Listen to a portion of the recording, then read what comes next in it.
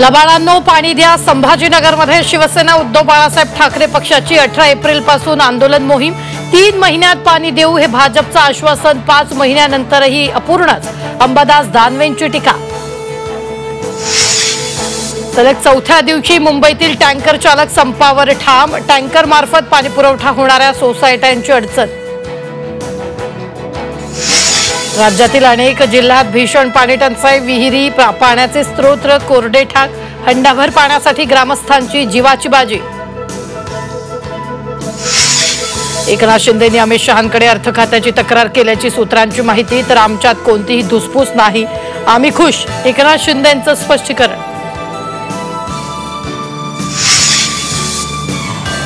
औरंगजेबाच्या थडग्याला शहांनी समाधीचा दर्जा दिला। खासदार संजय राऊतांची घणाघाती टीका।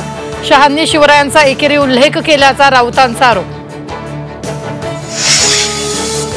दोन्ही शिवसेनेचं लक्ष महापालिका। सर्वांनी एकजूट रहा, उद्धव ठाकरेंच्या सूचना। तर महापालिकेवर महायुतीचा झेंडा फडकणार, एकनाथ शिंदेंचा निर्धार। काका लोकांना विश्वासात घ्यावं लागतं, त्याशिवाय पुढे चालत नाही। अजित पवारांच्या वक्तव्याची बारामतीत जोरदार चर्चा। कल्याण बलात्कार प्रकरणातील नराधमाची आत्महत्या। विशाल गवळीनं पहाटे 3 वाजता तळोजा जेलमध्ये घेतला गळफास।